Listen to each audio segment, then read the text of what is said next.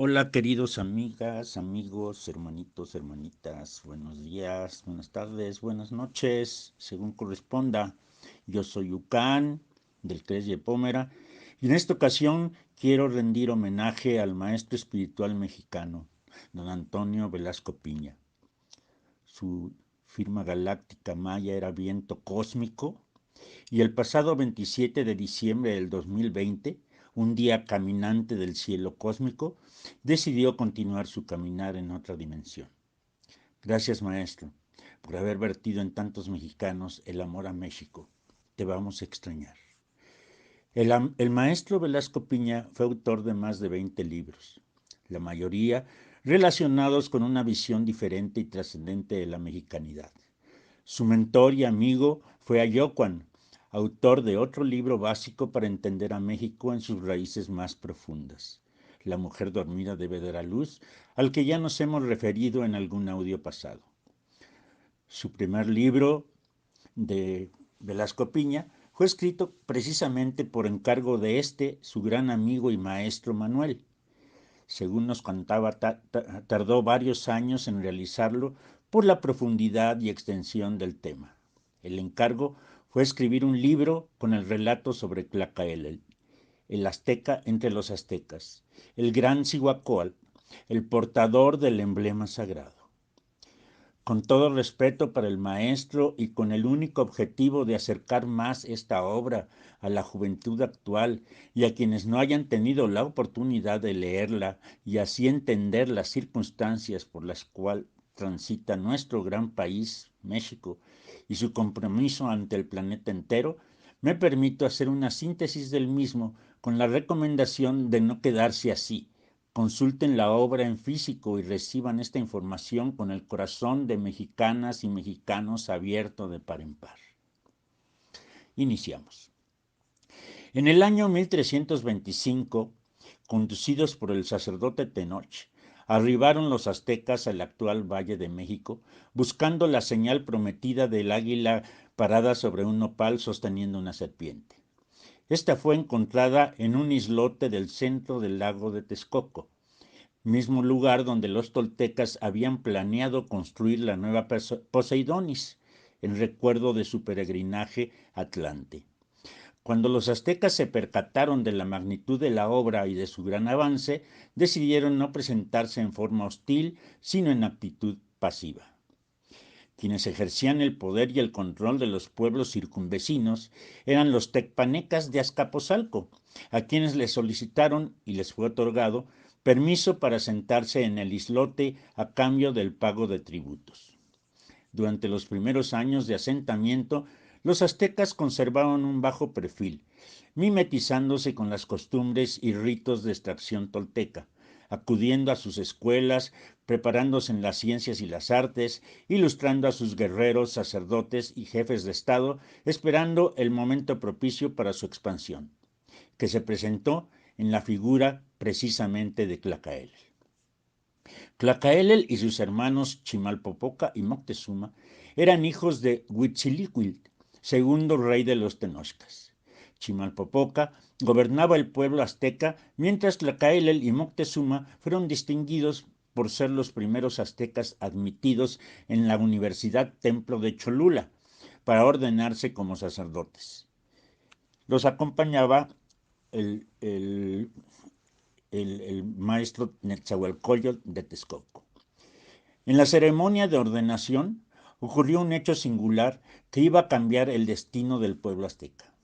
Al término de la misma, Xenteotl, el anciano poseedor del emblema sagrado de Quetzalcóatl, decidió que era tiempo de transmitir dicho emblema a un sucesor. Cabe señalar que cuando Quetzalcóatl tuvo que abandonar Tula, se quitó violentamente el emblema sagrado en forma de concha que lo había acompañado durante todo su mandato, y al estrellarse en el suelo, este quedó dividido en dos partes. Una parte quedó bajo custodia de la Hermandad Blanca de Quetzalcóatl, con sede precisamente en Cholula, y la otra parte se le entregó a los mayas en Uxmal, advirtiéndose que cuando fuera propicio ambas mitades se volverían a unir por el hombre que tuviera la sabiduría para hacerlo. Continuamos el relato. Ante el asombro y expectación de todos los presentes, los posibles sucesores fueron declinando ese honor por diferentes motivos hasta que llegó el turno a Tlacaelel, quien aceptó sin pestañear esa gran responsabilidad, convirtiéndose en el primer representante azteca con ese honor. Mastla, el emperador tecpaneca, estaba seguro que cuando eso sucediera, el honor recaería en alguno de los aspirantes tecpanecas. Y al no ser así, se sintió lleno de celo y envidia, por lo que inmediatamente tomó represalias, mandando asesinar al emperador azteca Chimalpopoca. Moctezuma inmediatamente dispuso la defensa de los aztecas, previendo algún ataque mayor, pero el consejo se lo impidió. Fue en esos momentos cuando Tlacaelel, investido con su nuevo cargo de portador del emblema sagrado, irrumpió en la sesión del Consejo Azteca, quien ya había nombrado como sucesor de Chimalpopoca a Izcoatl. Sintiendo la resistencia y el miedo del Consejo para enfrentarse a los tecpanecas, pronuncia el siguiente discurso que ha quedado grabado en el subconsciente de los herederos de Anáhuac. ¿Qué es esto, Tenochcas? ¿Qué hacéis vosotros? ¿Cómo ha podido llegar a existir cobardía en el pueblo de Huitzilopochtli? Aguardad, meditad un momento, busquemos todos juntos un medio para nuestra defensa y honor, y no nos entreguemos afrentosamente en manos de nuestros enemigos. ¿A dónde iréis? Este es nuestro centro. Este es el lugar donde el águila despliega sus alas y destroza a la serpiente. Este es nuestro reino. ¿Quién no lo defenderá? ¿Quién pondrá reposo a su escudo? Que resuenen los cascabeles entre el polvo de la contienda, anunciando al mundo nuestras voces. El tiempo de la ignominia y la degradación ha concluido. Llegó el tiempo de nuestro orgullo y nuestra gloria. Ya se ensancha el árbol florido. Flores de guerra abren sus corolas. Ya se extiende la hoguera, haciendo hervir a la llanura del agua. Ya están enhiestas las banderas de pluma de quetzal y en los aires se escuchan nuestros cantos sagrados. Que se levante la aurora, sean nuestros pechos murallas de escudos, sean nuestras voluntades lluvia de dardos contra nuestros enemigos. Que tiemble la tierra y se estremezcan los cielos. Los aztecas han despertado y se yerguen para el combate. De esta manera, Tlacaelel convenció al consejo de lanzarse a la guerra contra Mastla, y acto seguido se dirigió a las diferentes agrupaciones de ciudadanos para solicitar el apoyo de hombres y mujeres del pueblo en la guerra que se avecinaba y que podría significar ya sea la total derrota y sumisión o bien la victoria del pueblo azteca. Uno de los principales señoríos que de inmediato respondió positivamente fue el reino de Texcoco, encabezado por Netzahualcóyotl, quien había sido también personalmente perseguido por el rey Tecpaneca. Esta fue una alianza importante, ya que se iban a enfrentar a un ejército muy superior en número y habilidad de combate. El ejército aliado contaba con 4 generales: Izcoatl, Moctezuma, Netzahualcóyotl y Tlacaelel, acordando que el general en jefe sería Moctezuma, el flechador del cielo. La contienda fue feroz. La primera parte favoreció decididamente a los tecpanecas, debido al gran número de soldados mercenarios y a la disciplina de su ejército. Y cuando aparentemente la victoria se inclinaba a su favor, Tlacaelel levantó el ánimo y espíritu de los aliados, pronunciando el manto sagrado que hasta ese día había permanecido oculto por el pueblo mexica. ¡México! ¡México! ¡México! El heredero de Quetzalcóatl acababa de pronunciar en público por vez primera en la historia el nombre secreto del territorio en donde a través del tiempo habían surgido una y otra vez prodigiosas civilizaciones. Aquel vocablo era tenido como el más sagrado de todos los conjuros pronunciados por los sumos sacerdotes de Quetzalcóatl en ceremonias religiosas cuya celebración ignoraba el común del pueblo. El significado de aquella palabra era doble. Por una parte simbolizaba la expresión del principio de dualidad existente entre todo lo creado, y por otro, el ideal de alcanzar la unidad y la superación de la humanidad, mediante la integración de una sola y armónica sociedad en la cual quedasen superadas las contradicciones que separan a los diferentes grupos de humanos. la sabiduría y los anhelos de varios milenios de cultura sintetizados en una sola palabra: México. Al escuchar el mantra sagrado de México, repetido continuamente por los integrantes del ejército aliado, estos recuperaron fuerzas para lanzar una contraofensiva contundente contra el ejército de Mascla, quienes se vieron superados por la energía y fortaleza del ejército aliado, quien finalmente los derrotó, provocando su desbandada. El derrotado rey Mascla buscó refugio en la ciudad de Coyoacán, a donde se dirigieron los tenochcas y texcocanos, posesionándose de la ciudad y victimando al derrotado monarca. Acto seguido, los aliados tenochcas texcocanos enviaron embajadores a las demás ciudades aledañas, notificándoles que, como vencedores del reino de Azcapotzalco, se consideraban los naturales herederos de los dominios que poseían los tecpanecas. Algunos acataron la autoridad tenochca y otros se negaron a hacerlo. Los que no lo hicieron inmediatamente fueron atacados por los propios tenochcas y en muy poco tiempo la supremacía azteca imperó en todo el valle de Náhuac. Fue así como sucesivamente se fueron conquistando las poblaciones de Xochimilco, Chalco, Cuitláhuac y Mixcut. Con objeto de cimentar un poderoso imperio, el portador del emblema sagrado restituyó y se adjudicó el cargo de Cihuacóatl, consejero principal del monarca, estableciendo también que la autoridad de los soberanos aztecas no sería absoluto, sino que siempre estaría sujeto a la opinión de los miembros del consejo, quien estaba facultado inclusive para privar al monarca de su autoridad cuando así lo requirieran las circunstancias. En lo que respecta a la organización del imperio, decidió primeramente formar una confederación, siguiendo el exitoso modelo de la cultura maya. Esta confederación estuvo formada por 3 reinos: Tenochtitlán, Texcoco y Tlacopan. Tlacopan, aunque era de extracción tecpaneca, lo consideró políticamente correcto, ya que ese pueblo contaba con múltiples sabios y artistas que ayudarían a consolidar la cultura en la naciente confederación. Esta triple alianza fundamentó y garantizó la amistad, y no solo el vasallaje entre sus integrantes.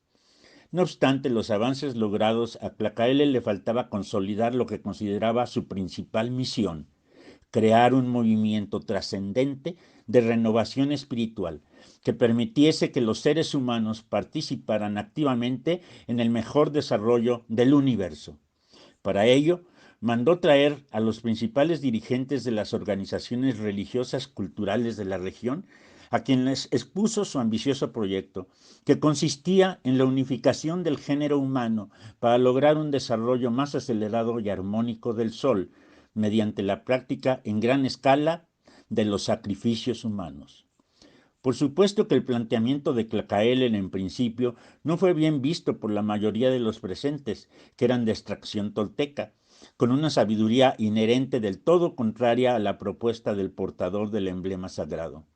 Quien se convirtió en líder de la oposición a la propuesta fue Netzahualcóyotl, quien defendió vehementemente los fundamentos de la cultura náhuatl, manifestando su acuerdo en cuanto al objetivo, pero difiriendo radicalmente en el medio propuesto para alcanzar ese fin. Una vez escuchados los argumentos en pro y en contra, los integrantes de la asamblea decidieron unánimemente consultar al códice que responde a todas las preguntas, para determinar las influencias celestes dominantes sobre la Tierra y adoptar una resolución más acorde con dichas influencias.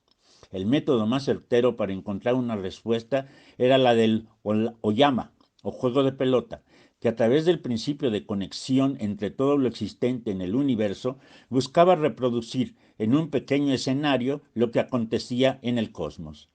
Para determinar a los individuos que participarían en esa ceremonia, el sitio y las dimensiones del recinto donde se celebraría y el día indicado para hacerla, hubo necesidad de efectuar cálculos astronómicos muy complicados, al cabo de los cuales se procedió a la construcción del Tachkli.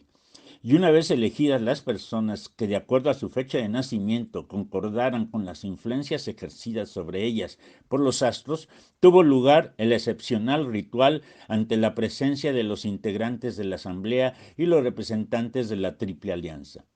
Al término de la ceremonia, el resultado fue contundente.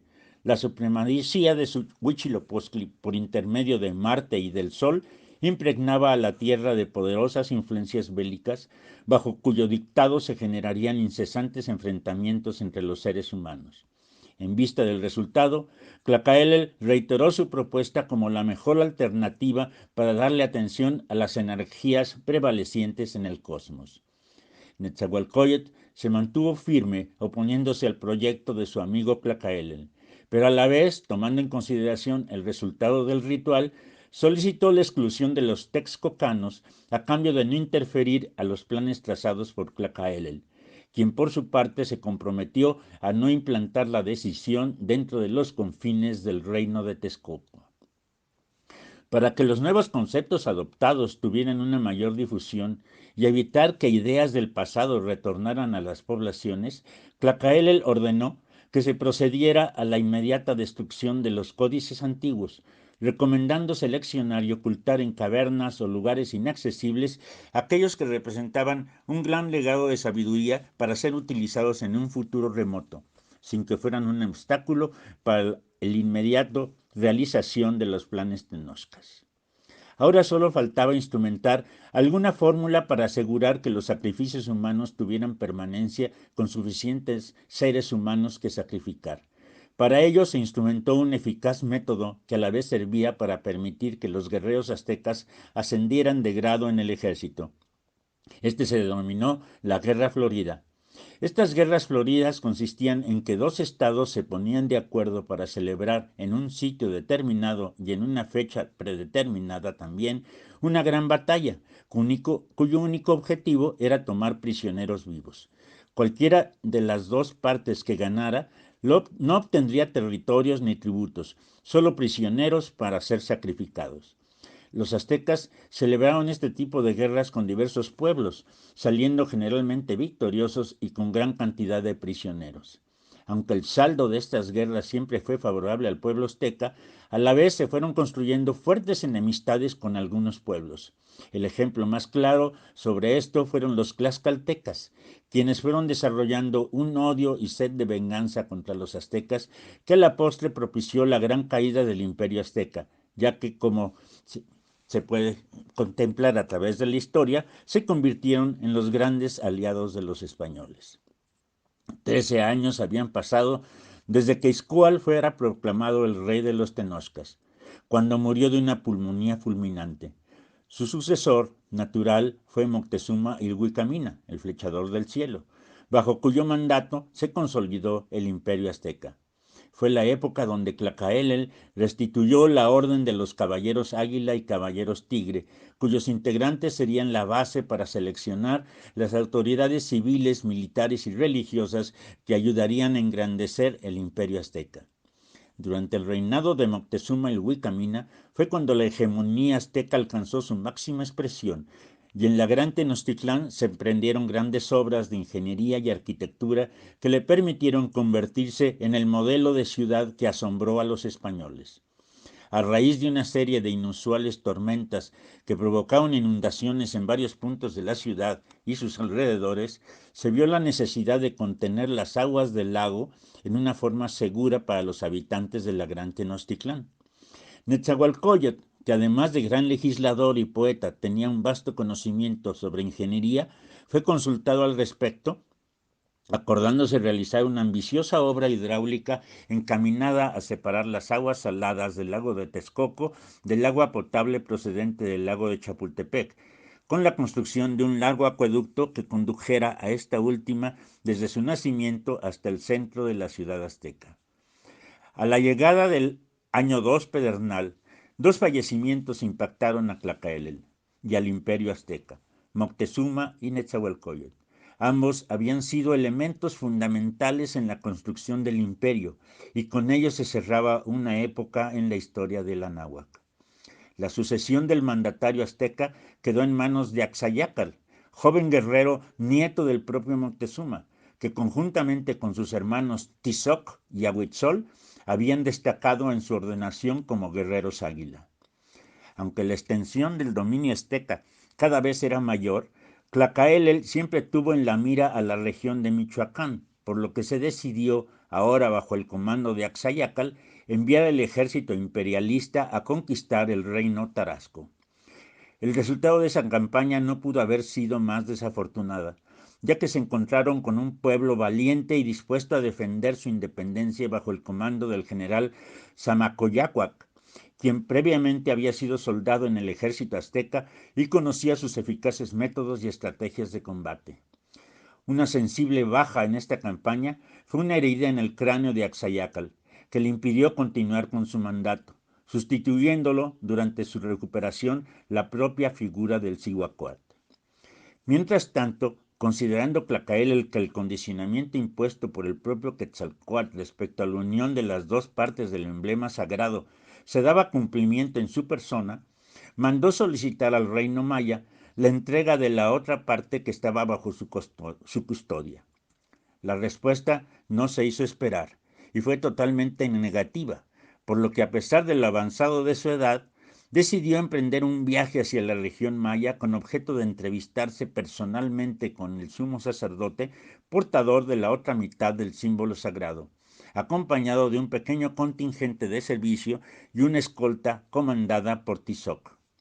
Durante el trayecto, Tlacaelel recibió muestras inequívocas de sometimiento ante su investidura de portador del emblema sagrado. Y al cruzar por las intrincadas selvas sureñas, se encontraron a su paso con innumerables restos de edificaciones antiguas que atestiguaban y guardaban grandes conocimientos en su interior. Una de ellas llamó poderosamente la atención de Tizoc, quien le hizo saber a Tlacaelel de su existencia. Este, llamado por la curiosidad, decidió investigar personalmente el sitio y, guiado por su extraordinaria intuición, se dirigió hacia un montículo en donde se localizaba un pequeño santuario sobre una angosta y elevada pirámide. Penetrando a su interior y encontrándose con un enorme bajorrelieve con una gran variedad de jeroglíficos. Comprendiendo que se hallaba ante un hallazgo de singular importancia, decidió que la comitiva acampara en ese lugar con objeto de darle tiempo de copiar y traducir el contenido del mensaje.